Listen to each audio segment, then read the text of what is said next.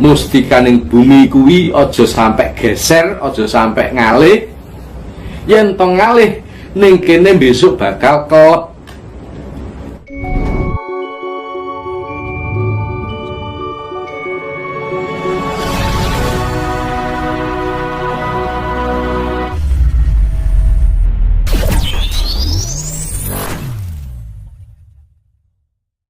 Sejarah Indonesia, terutama kepemimpinan Romo, mungkin mulai dari Pak Karno sampai terakhir Pak Jokowi sekarang itu kan semuanya rata-rata bahkan mayoritas orang Jawa. Ada apa Romo dengan Pulau Jawa? Semua pemimpin kita itu dari orang Jawa. Berarti Wahyu ke Prabon itu kan ada di Pulau Jawa Romo. Ya, karena kita ada di Pulau Jawa, maka yang berhak menduduki tahta kepemimpinan adalah orang Jawa. Jika bukan orang Jawa, apa tidak bisa? Bisa saja, tapi akan membawa suatu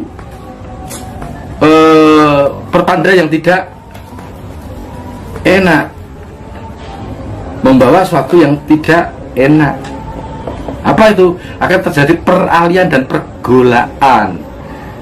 Maka ya tetap orang Jawa. Dan mengapa kok selalu Jawa? Ya Jawa itu adiluhung.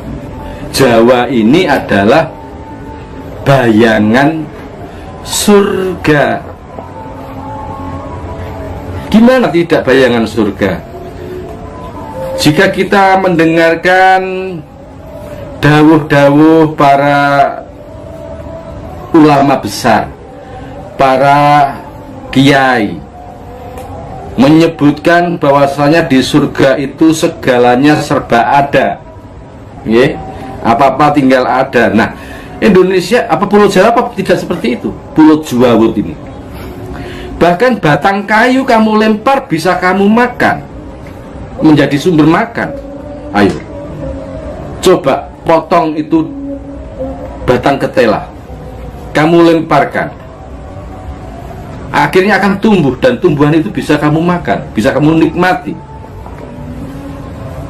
Segala sesuatu tersedia dengan sendirinya. Coba ikan di laut, ikan di kali itu sampan pernah nanem? Selalu ada, tersedia kan? Emas yang digali bertahun-tahun di salah satu pulau, tidak ada habisnya itu. Apa ada yang menanam? Bukankah itu segala serba ada? Inilah yang disebut surga. Tentang nikmatnya di surga itu dilayani beberapa bidadari. Bagi penjenengan yang sudah menikah, coba apa kurang bagaimana bidadari yang ada di rumah penjenengan? Bangun tidur sudah ada kopi, makan sudah disiapkan, dan yang belum punya istri, ibunya itu bidadari kita, gitu. Nah, jadi jangan terlalu berpikir jauh. Jawa ki surga. Maka pertanyaan penjelasan sudah terjawab. Mengapa kok Jawa? Lah wong Jawa ki swargane donya kok. Apapun yang penjelasan itu ada.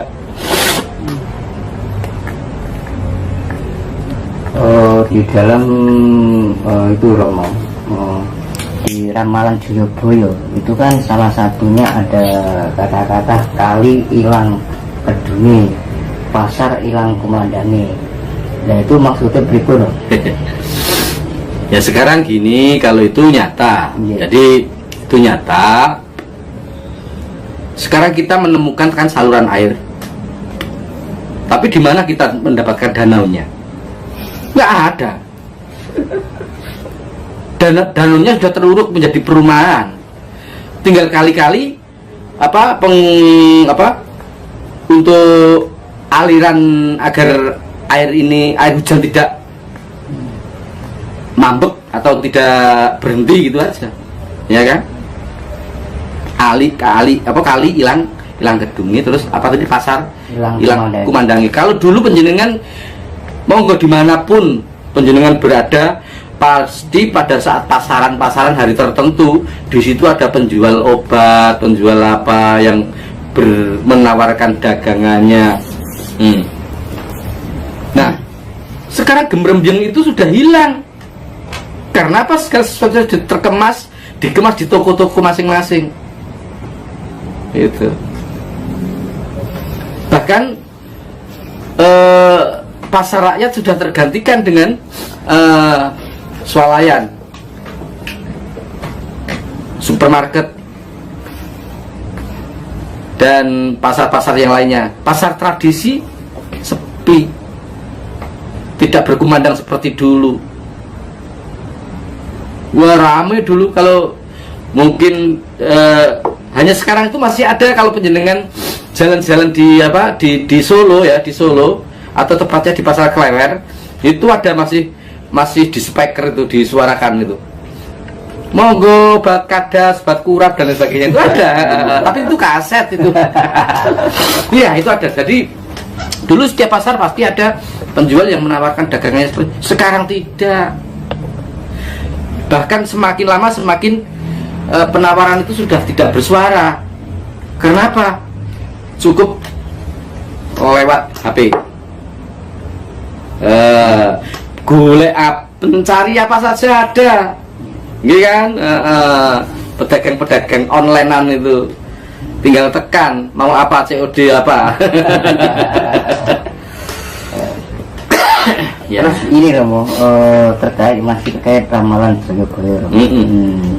Seperti di Sidoarjo kan terjadi lumpur lapindo sampai sekarang kan nggak bisa ditanggulangi. Ya. Saya pernah baca di ramalan Joyoboyo bahwa Surabaya akan tenggelam, akan tenggelam. Apakah termasuk lumpur ini salah satu bukti Romo untuk ramalan Joyoboyo? Ya, kalau itu sudah nyata kan. Jadi gini ya, untuk lumpur lapindo itu kan daerah lumpur lapindo atau di wilayah Sidoarjo itu di desa apa itu yang namanya itu Porong ya, Porong. Nah, itu kan konon dulu dikenal dengan salah satu kerajaan Yawastino. Jadi di Porong itu dulu ada kerajaan besar bernama Yawastino. Ratunya bernama Darmokusumo Darmosarono. Dua bersaudara ini terah dari Parikesit. Konon ceritanya seperti itu. Nah, suatu saat si Sang Prabu Darmokusumo Darmosarono ini menikah dengan Dewi Pramesti dan Sukesi, putri daripada Sri Aji Joyoboyo. Itu. Nah, di saat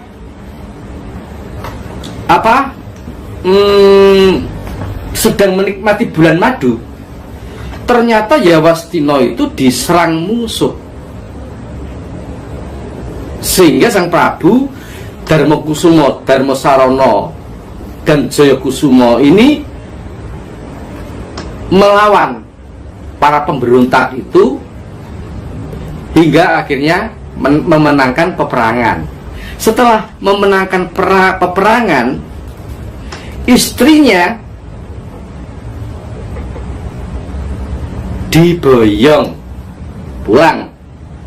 Sesampai di rumah menyampaikan kabar gembira bahwa Sang Pramesti dan Sukesi ini hamil. Lah, Darmokusumo Darmosarono ini tidak terima. Lah, wong saya perang kok istri saya hamil, siapa yang menghamili? Lah, wong tadinya kan sudah dikumpuli, ya otomatis hamil kan. Nah, karena terbakar api cemburu, Dewi Pramesti dan Sukesi dipulangkan. Itu. Sesampai dipulangkan, Sri Aji Jayabaya marah, tidak terima. Darmo Kusumo, Darmo Sarono, kamu sudah menyalahi kuasamu. Kamu menganggap paling kuasa, kamu menganggap paling digdaya. Maka pada detik ini saya mintakan kepada Sang Pencipta, Sungsang Bawono balik Yawastino.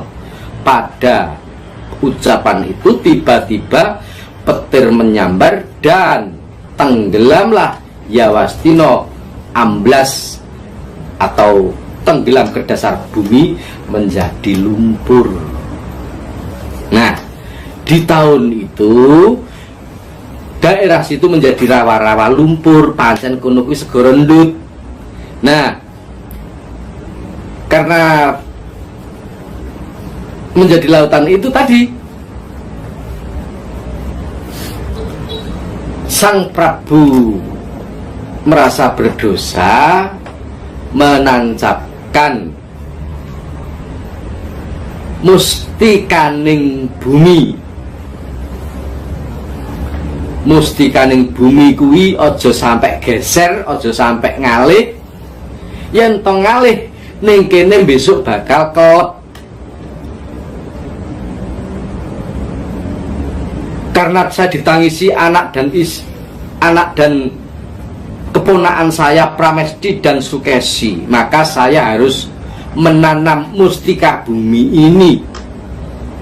Wahai anak cucuku, mohon mustika bumi ini jangan sampai bergeser dari tempatnya. Jika ini sampai bergeser, maka akan tenggelam. Nah, setelah ditanami mustika bumi ini, tempat itu menjadi padat kembali, menjadi rata kembali. Tapi wasiat tadi, mustika bumi jangan sampai bergeser.